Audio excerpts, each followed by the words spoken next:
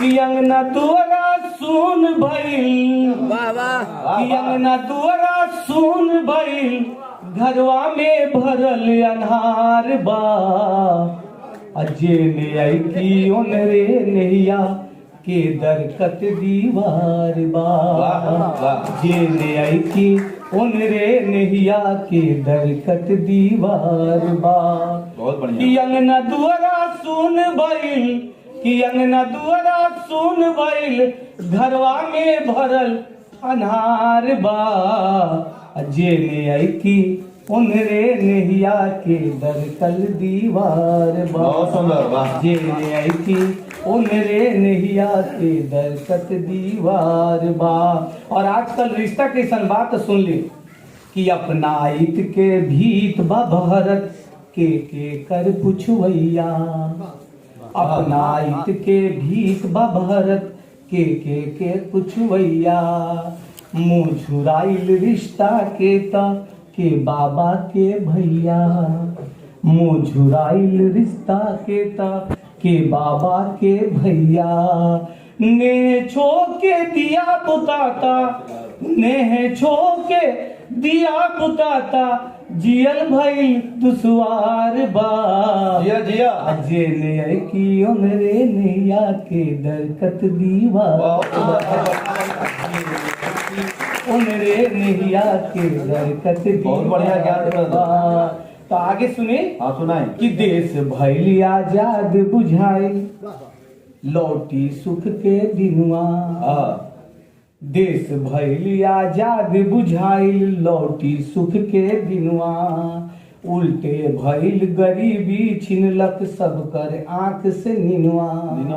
उल्टे भइल गरीबी छिनलस सबके आंख से निनुआ। अरे धनवाला बा चहकत डहकत, अरे धनवाला बा चहकत डहकत, जे दुखिया लाचार बा। जे ने आई की उनरे नैया के दरकत दीवार बा। जे ने आई की उनरे नैया के दरकत दीवार बा। तो देश में 450 प्राइवेट यूनिवर्सिटी खुलल बाटे यूनिवर्सिटी। तो देखी के तरह हम कहतनी, अब गरीब के बचवा लागत बाकी ना पढ़ पाई। अब गरीब के बचवा बाकी ना, अब गरीब के बचवा लागत बाकी ना पढ़ पाई। भइल निठुर सरकार बनौलस महंगा बड़ा पढ़ाई। पली बढ़ी मजदूर के लइका, पली बढ़ी मजदूर के लइका, सोचले ई बेकार बा। जे ने आई की उनरे नैया के दरकत दीवार बा। जे ने आई की उनरे नैया के दरकत दीवार बा। आ झूठा लबराई के खिस्सा सुनी कि लबराई के दलदल में नटैले लोग धसल बा। लबराई के दलदल में नटैले लोग धसल बा। भरम जाल में विश्व गुरु भैला के सबे फसल बा। भरम जाल में विश्व गुरु भैला के सबे फसल बा। अजे ने देखी ओ नहीं लबराई के खुलल दुकान बा। अरे जे ने देखी ओ नहीं लबराई के खुलल दुकान बा। अजे ने देखी ओन्हे नैया के दरकत दीवार बा। तो लास्ट बंदवा जी जी कि काथी धैल किसानी में बा बनहा खेत धराई।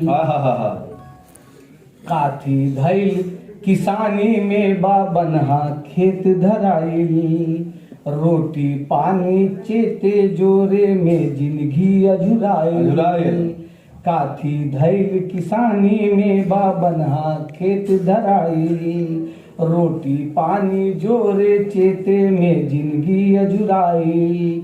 गरीब किसनवन के दुख से, अरे गरीब किसनवन के दुख से केकरा तनिको दरकार बा। जे ने आई की उनरे नैया के दरकत दीवार बा। कि अंगना दुआरा सुन भइल घरवा में भरल अन्हार बा जेने की उनरे नैया के दरकत दीवार बढ़िया लागल कि नहीं? तो बजावा एक बार बढ़िया से तनी। हाँ, बढ़िया से बजा दे करा। और अब युवराज भट्टराई जी संस्कृत कविता की ओर। वंदे संस्कृत मातरम वंदे भारत मातरम। पुनः स्वागतम भवतामत्र संस्कृत पर्याये।